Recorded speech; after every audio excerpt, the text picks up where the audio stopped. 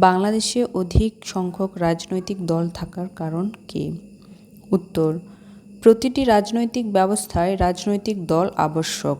সকল স্বাধীন ও বৃহৎ রাষ্ট্রে রাজনৈতিক দলের অস্তিত্ব লক্ষ্য করা যায়।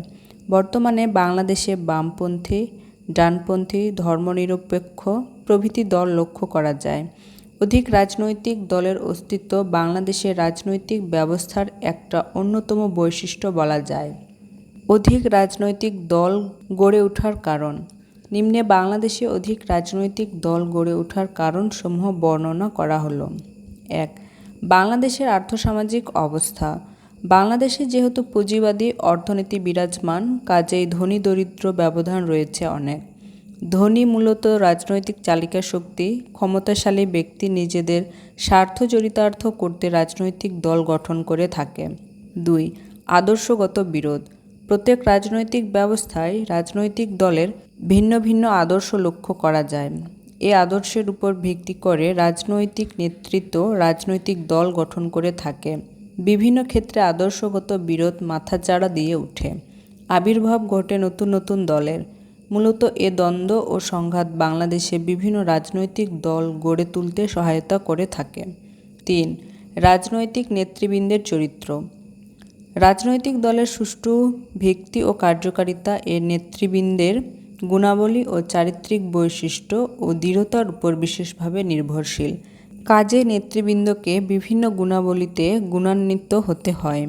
এরা কখনো দেশীয় স্বার্থ রক্ষা করে, আবার কখনো বিদেশি স্বার্থ রক্ষা করতে কাজ করে।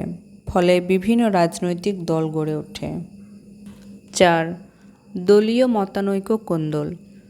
বাংলাদেশে অধিক সংখ্যক রাজনৈতিক দল গড়ে ওঠার পিছনে একটা উল্লেখযোগ্য কারণ হলো দলীয় মতানৈক্য কোন্দল।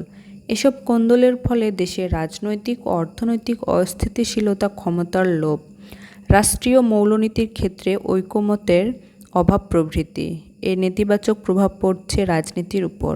ফলে রাতারাতি রাজনৈতিক দল ভাঙে এবং গড়ে উঠছে নতুন নতুন রাজনৈতিক দল। ৫.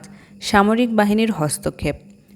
বাংলাদেশি সামরিক বাহিনীর রাজনীতিতে হস্তক্ষেপ অধিক সংখ্যক রাজনৈতিক দল গঠনে সহায়তা করেছে। দেশ দীর্ঘ সময় সামরিক বাহিনী দ্বারা পরিচালিত হয়। সামরিক হস্তক্ষেপে সামরিক নেতৃবৃন্দ নতুন নতুন দল সৃষ্টি করে তাদের ক্ষমতা বৈধকরণে নিয়োজিত হয়। আবার সামরিক বাহিনী বড় দল ভেঙে বিভিন্ন দল গঠন করে থাকে।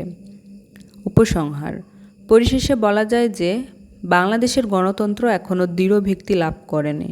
রাজনৈতিক দলের সহনশীলতার অভাব, ব্যাপক দারিদ্র্য, গণসচেতনতার অভাব, বিদেশি শক্তির প্রভাব, দলত্যাগ, দুর্বল রাজনৈতিক সংগঠন বর্তমানে বিদ্যমান।